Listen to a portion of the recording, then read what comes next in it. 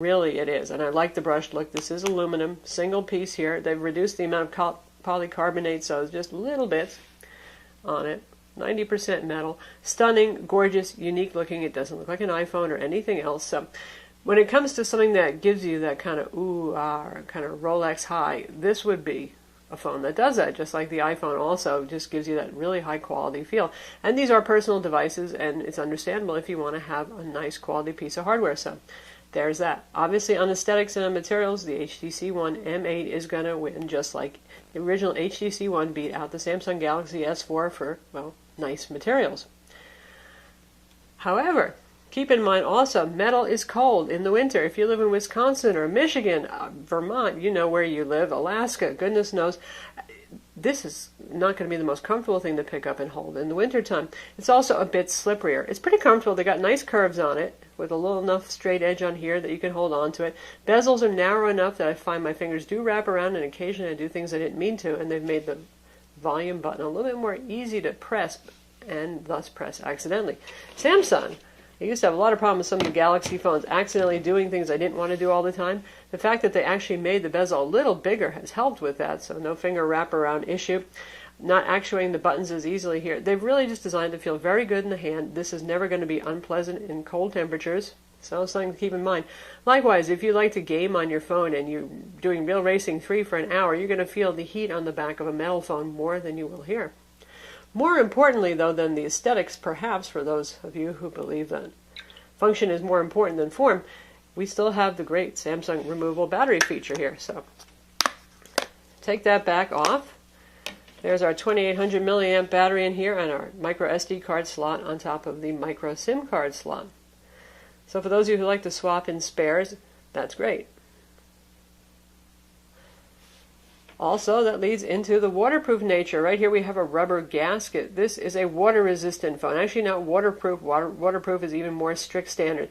30 minutes, up to 3 feet in water, supposed to work.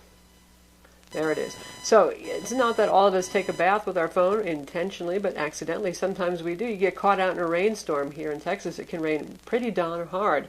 You don't have to worry about the phone. Those are nice things. Impressive that they managed to slim it down. This is even smaller than the Galaxy S4 Active, for example. Now our HTC One M8 is a solid sealed phone. So our battery is sealed inside here. The SIM card slot is on this side over here. The micro SD card slot is on this side, and you need a pokey tool or a paper clip to open and close it. So either way, it's equally annoying. You either have to rip the back off the Samsung, or you have to find the paper clip to poke it out of here. But that's a good thing, and that's changed from last year. They both now have micro SD card expandable storage. Yay. And in fact, HTC pulls ahead. At least for our US version, here we have 32 gigs of internal storage. Nice. So for $199, you're starting out with 32 gigs. With our Samsung, you only get 16 gigs of internal storage. Go HTC, go. At least here in the US. Now, in terms of weight, the HTC is going to be a little bit heavier because, well, it has that nice metal body. So it is noticeably heavier. If you like to wear those loose, baggy pants, you might find them a little bit closer to your kneecaps than usual. It's not egregiously heavy, though, so not much worry there. In terms of thickness, they're pretty darn close. So how about displays? 1920 by 1080 full HD on both of these. Samsung using their Super AMOLED displays that tends to favor more vibrant colors, deeper blacks, at the expense of sometimes not the whitest whites, though they have actually improved that and increased the brightness on their display. So pretty nice display, a little better than life. There are colored settings you can play with, so you can actually tone that down a little bit if you're more of a color purist and you don't want too much of a cartoony color experience. HTC uses an IPS style, shall we say. They don't say that it's true IPS display here, LCD based. Always they make very lovely displays, very natural, very balanced. Now in terms of viewing angles, you can see the difference as we tilt back here. Actually, the Samsung is maintaining better viewing angles, which is a surprise because previously HTC actually was the winner on that. So if we go sideways, we'll get a little glare there, but the same thing is true there. So we're going to have a bit wider viewing angles. Now, that's also affected a little bit by perception because of the different desktops that are on here, but it's a big enough difference that regardless of the desktop, you're just going to always notice it. Another thing to note is you do lose a little bit of screen real estate on the HTC One M8 because it has on-screen buttons on the bottom there. Now, Google wants manufacturers to do that. Doesn't mean they'll necessarily listen, but they like Android to be done that way. And Samsung's still going with the mechanical home button, the clicky movie button, and 2 capacitive side buttons, so you're not giving up that little teeny bit of screen real estate. Honestly, it's not that much screen real estate. I don't think it's the end of the world. Some people are bothered by it. In fact, the buttons auto-hide in a lot of applications, so you won't see them. The challenging part is trying to find them after they have been hidden. Now for camera, you thought you knew what was going to happen here, right? Where I was going to say the HTC One M8 not as good. Well, we're talking about front cameras right now, and you can see I'm recording both here. 5 megapixel front camera on the HTC One M8. Better colors, more natural looking. I don't look quite as pale. 2 megapixel camera on the Samsung. Actually, as that goes, that's not terribly bad either. It's pretty sharp. It looks better than last generation Galaxy S4, but big time definite win on the front camera for the HTC One M8. Not just based on resolution, better colors, better contrast, the whole thing. Both of them can do full HD recording, and obviously you can do video chat and all that sort of thing too, but nice on the HTC One M8. Now let's talk rear cameras. We have the same ultra pixel, which is 4 megapixel equivalent camera on the back side. Right here we have the main lens, and we have a secondary lens for depth information to do pseudo kind of depth of field kind of things, blur the background, do sort of semi 3D perspective warp sort of stuff. Honestly, I think that's more of a gimmick than anything else. Anyway, ultra pixels are nice because it means bigger pixel sites. They let more light in, so low light photography can be good. However, it's really the same camera as on the HTC One, the last generation pretty much. And a year ago, it was pretty good when it was combating 8 megapixel cameras, but now that we're getting into even higher resolution, more sophisticated camera phones, it's kind of showing its age. And it still has the same problems with blown out highlight exposure.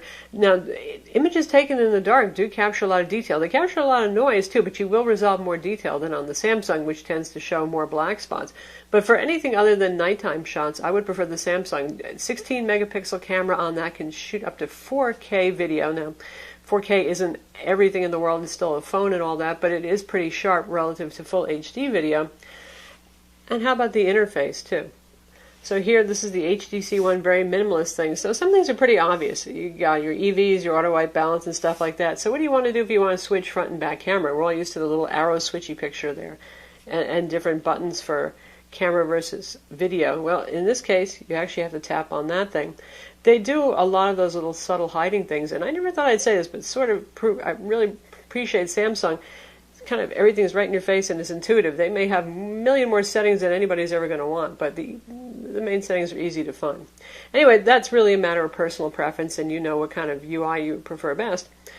And we're going to roll in some sample video, both shot at full HD, same time within 1 minute of each other, shooting the same scene, so you can see the difference, and you'll notice that the HTC One blows out the highlights quite a bit more. So how about the Samsung Galaxy S5 camera interface? Here's what you've got. You can choose from modes, which is like beauty shot mode, shot, move panorama, that sort of thing. Right there. It's pretty obvious when you tap on mode.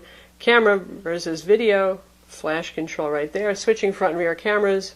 This is HDR on and off. That might not be so wildly intuitive, but all in all, it's pretty easy. You don't have to guess too much about what you're doing.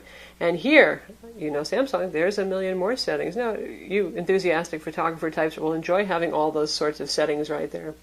So, lots to do right here on this interface.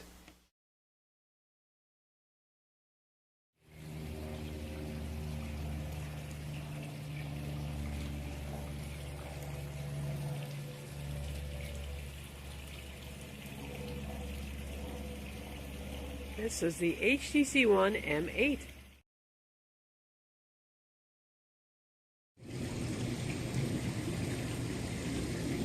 This is the Samsung Galaxy S5. Both full HD cameras. Notice the better water exposure and no blown out highlights. Now, speaking of lots to do in the UI, well, that's Samsung and TouchWiz. So you probably know who you are by now if you've been using an Android phone for a while. You either like that kind of pure, clean approach of maybe even a Google Play or a Nexus device, and certainly HTC Sense 6 on the HTC One M8 is also a very clean experience. And on the other hand, you have Samsung's TouchWiz and also LG's LG UI, which is kind of similarly wildly busy. So the icons are a little bit more cartoony here. I like to say Hello Kitty. Speed is just fine.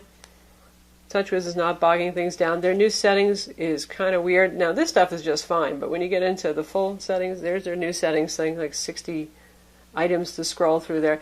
Not my favorite kind of thing. You still get redundant image viewers, video players. Samsung likes to do that because they have their own applications that they roll in as well, which is probably a little confusing to more novice users because they go tap on a photo and you get a choice. Do you want to open it with this thing or that thing, that sort of thing.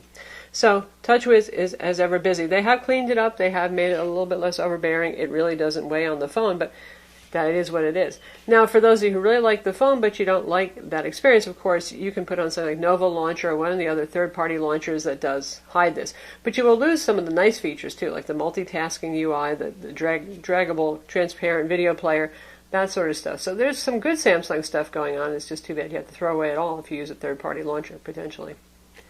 Another important thing, I think, is, see, right there it says, say, OK, Google. Look at that. It's doing search just like on a Moto X, which is pretty cool. So they've got that new feature. Okay, we'll stop it before it gets confused. So they've got that new feature from Google now incorporated in here. I like that a lot. Don't have to press any buttons. HTC, on the other hand, super clean look here on the UI. Nice. Looks a lot like a Google Play edition. Again, just your basic black background. You've got your icons unchanged, unmolested. So, pretty clean experience. And the way they handle settings is, well, you got to tap over here, and then you have quick settings over here, and then you can get to all settings if we want to go to all settings. It's not so different from the standard Google approach. They just use different color background on it, but straightforward, easy to use, no mystery mile of circular icons right there, so it's nice. And of course you get HTC Blink Feed. That's your leftmost screen right here, which is news, social, networking highlights. This is a bit more customizable than Flipboard on the Samsung Galaxy S5, which is a similar idea, and I'll show you that now too. They call it My Magazine. It's really Flipboard on steroids. So news sources here too, but you can't customize them quite as much as on Blink Feed, like I said. And with both of these phones, if you don't like this, you can actually turn this off and just have standard home screens. And your home screen is, by default, the home screen. So how about horsepower and performance? You're looking at the same thing, folks. Nothing to see here. Go home. Don't even bother with it. Both Snapdragon 801, that's a quad-core CPU clocked at, depending on the manufacturer, 2.3 to 2.5 gigahertz. Anyway, close enough to call a tie there. Benchmarks also very similar. Now HTC is the one gaming benchmarks and inflating results a little bit there. And Samsung says that they've stopped, but the numbers are still quite similar on all benchmarks. Both of these have 2 gigs of DDR3 RAM. The one place, as I mentioned, where HTC pulls ahead is by putting 32 gigs of internal storage versus 16 on the Samsung. That's for our US edition. I know some of you folks in Europe are getting 16 gigs on both of these.